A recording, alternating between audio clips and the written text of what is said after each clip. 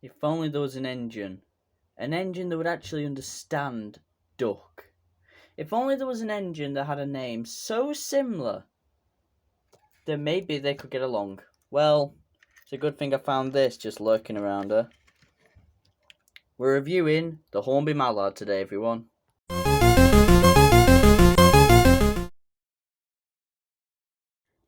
Hello YouTube, Conductor165 here. Very sorry for the terrible intro, but I'm trying to make it seem a bit more interesting nowadays.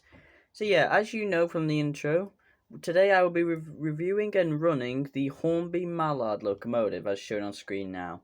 Now, whilst you're looking at this engine, I'm not going to be turning it around because I'm going to be showing you images about the actual loco and its history too. So, as shown on screen now is the real life mallard.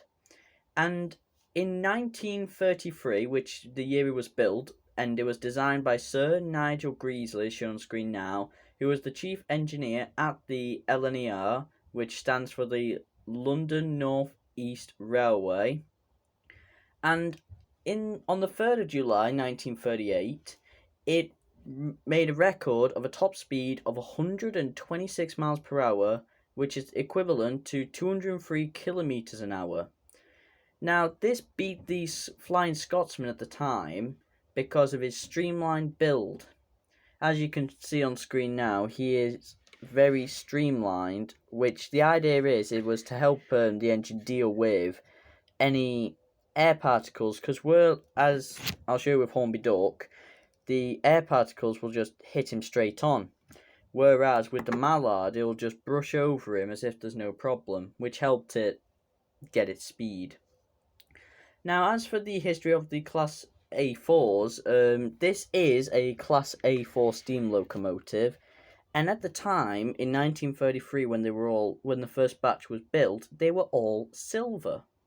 Now, I know there are A4s made by Hornby, and I know about Hornby, I don't know of any other brands, that did sell the silver version of the Class A4s, and as I've said, they're streamlined. The number of the mallard is 4468. Anyone who is very interested in the mallard might know that already. I'm reading off notes. It's awkward when I do this. But yeah, there's actually two colours for the mallard itself. There is navy blue, as this one is now. But there's also a dark green version with red stripes. But yeah, I don't really know much else about the history.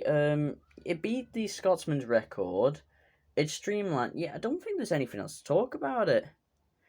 Well, I'll tell you about the model itself then, if the history of the actual loco is done. So, as for this model, it's not the most detailed. You'll get some that have a bit more detail. Because as you can see, I don't know if the actual thing had red stripes, this one doesn't, but it's got the grooves for it. But about its mechanism, it runs similar to the Hornby James. It has pickups in the front wheels and a motor in the tender, a Ringfield motor. Now, that's good and all because it's got strength. But the bad thing is it's not good for slow running. I will be running it at the end of this video, but it doesn't run well at all at slower speeds. So it's one of those engines that I'd call a continuous runner, where it just continually runs and you don't keep stopping and starting it. But yeah, like I said, it doesn't have the most detail, but it's got a decent amount. For example, you can see it's got 3D handrails, a brass whistle, 2 chimney stacks. It is quite nice, and as you can see here, the tender does come off. Now, as I mentioned in the Hornby James review, go check that out on my channel if you haven't seen it already. It's got this. Now, with the Hornby James, I said that he was permanently connected to his tender.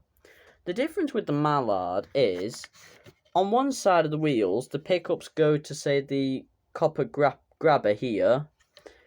Let's see if I can get that on camera. Yeah, there you go. And then above is 2 copper springs. Those will go to the other wheels on the other side. And then if we look at the back underneath of the tender, you'll notice a metal pin and a metal plate. These will touch the contacts from the back of the mallard and power it into the motor.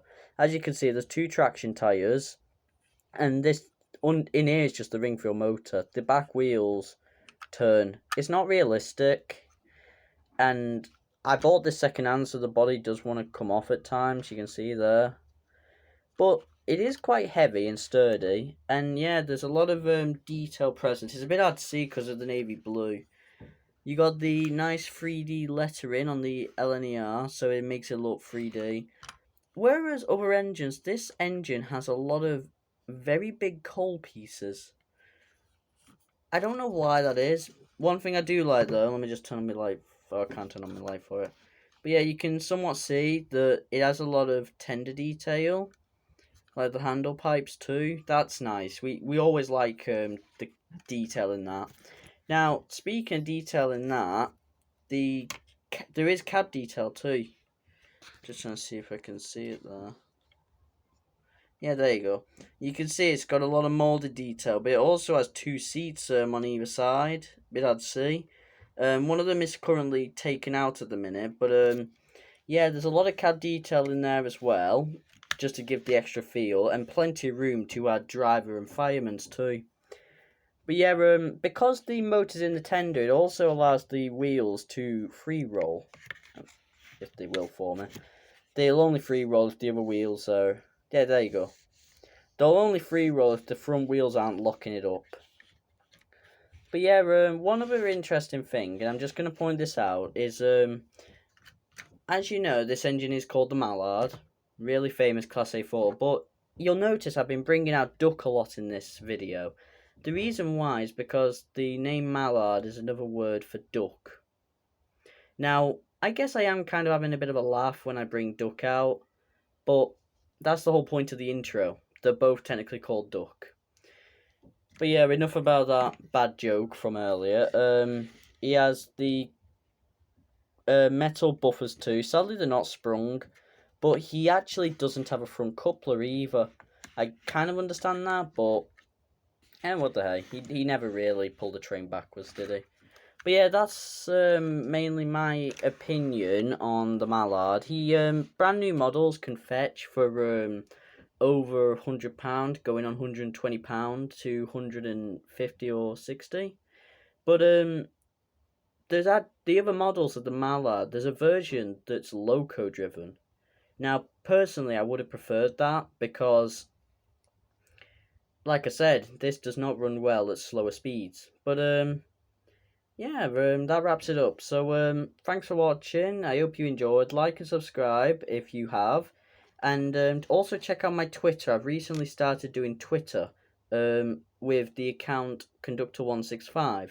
So go follow me on that, and I'll just post the odd funny tweet on Thomas Trains. And yeah, I'll see you next time. Enjoy the running video, and thanks for watching.